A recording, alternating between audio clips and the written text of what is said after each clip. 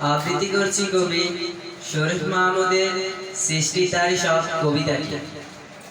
সবুজ শ্যামল বন বনানীর পাখির কলরব, আঁকা বাঁকা সাগর নদী সৃষ্টি তারি সব।